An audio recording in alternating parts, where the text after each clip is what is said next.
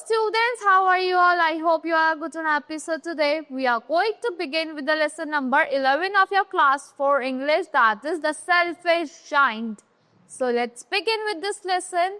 Once upon a time there was a giant who made a beautiful garden. एक बार क्या था, एक giant था, बड़ा आदमी था, मतलब जो किसने क्या बनाया था, एक beautiful सा garden बनाया था. Children used to come to play there, but the giant did not allow them to play there and built a high walls around it. वो children जो बच्चे थे वहाँ खेलने आते थे, बच्चे giant तो उन्हें बिल्कुल भी allow नहीं करता था खेलने के लिए. उससे उनसे बचने के लिए क्या करा था, बड़ी बड़ी दीवारें बना दी थी.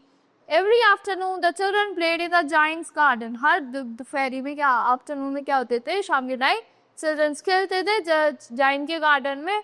It was a lovely garden with soft green grass, beautiful flowers like stars, and 12 peach trees that in the springtime broke out into a pink blossoms. So क्या था, वो एक lovely सा garden था, उसमें soft grass थे, beautiful flowers थे जो shine like बिल्कुल तारों की तरह वाले flowers थे, stars की तरह.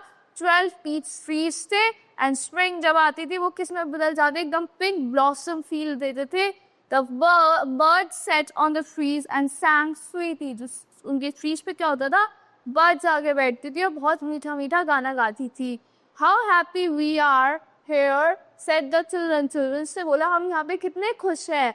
One day the giant came back. एक दिन giant वापस आ गया. He had been visit to his friend and had come back after 7 years. उस 7 सालों के लिए अपने दोस्त के पास गया था. 7 सालों के बाद अपने घर वापस आ गया था. When he arrived, he saw the children playing in the garden. So जब वो वापस आया तो देखा बच्चे जो है मेरे गार्डन में खेल रहे हैं. What are you doing here? He shouted and the children ran away. से तेजी से पूछा, चिल्ला के कि तुम यहाँ पे क्या कर रहे हो. डर के children जो बच्चे थे वो भाग गए. This is my garden, said the giant, and I will allow nobody to play in but myself.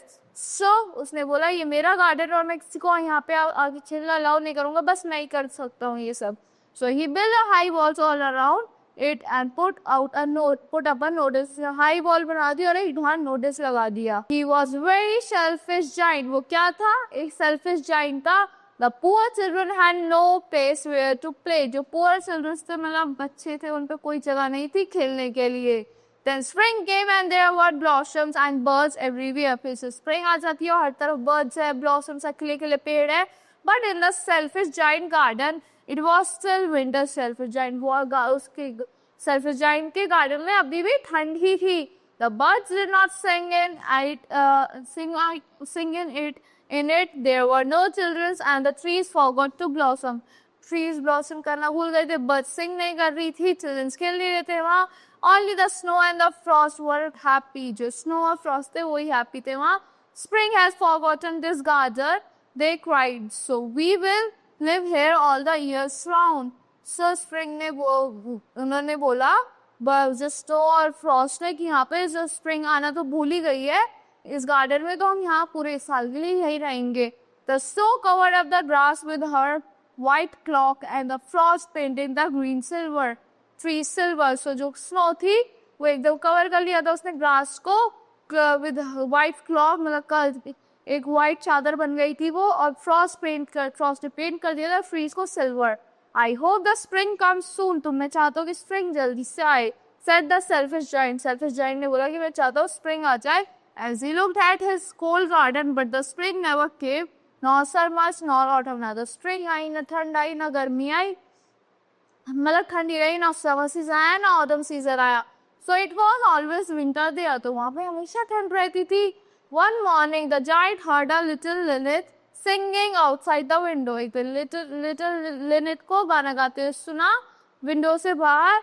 It seemed to him to be the most beautiful music in the world. उसने एक बहुत सुंदर सा म्यूजिक सुना था world में कि वही है बस एकदम. I believe the spring has come at the last, said the giant, and he jumped out of the bed and looked out. एकदम वो अपने झटके से अपने बेड से उठा और बाहर देखने लगा कि मेरे को लगता है स्प्रिंग आ गई है. He saw wonderful sight. उसे एक सुंदर सी चीज दिखी. The children had crept in and were sitting in the branches of the tree. जो children से वो आ गए थे और वहाँ बैठे थे ट्री की ब्रांचेस पे बैठे थे. The happy trees had covered themselves with blossom and birds were twittering with delight. जो happy trees तो उसने अपने blossom से अपने आप को फूलों से कवर कर लिया था और birds जो ट्विटर कर रही थी वे एकदम खुशी के साथ. But in one corner it was still winter. But एक corner में अभी भी ठंड थी. A small boy was standing there. एक छोटा सा बच्चा वहाँ खड़ा था. He was crying because he could not reach up the branches of the trees. वो रो रहा था क्योंकि वो trees के branches पे नहीं पहुँच पा रहा था. And the giant heart meant जो giant का heart था वो दिल पिघल गया था उसे रोता हुआ देख. How selfish I have been, he said. मैं कितना selfish हो रहा था. Now I know why the spring would not come here. अब मेरे को पता चला कि यहाँ पे spring क्यों नहीं आई थी.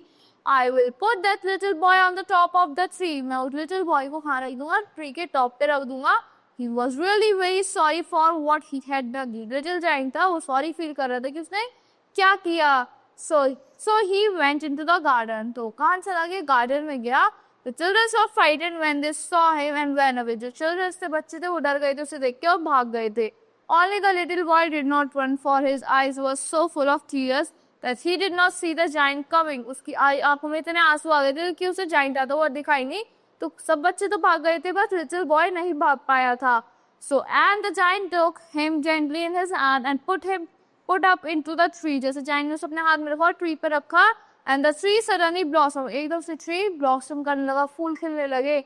The birds came and they sang on it. जो birds आ गई और उस पर गाना गाने लगी tree पे. And the little boy hugged the giant. The little boy ने hug कर दिया giant को. So that's all for this story. I hope you all like the explanation of this story. This story is given by Oscar Wilde. Thank you and have a great day.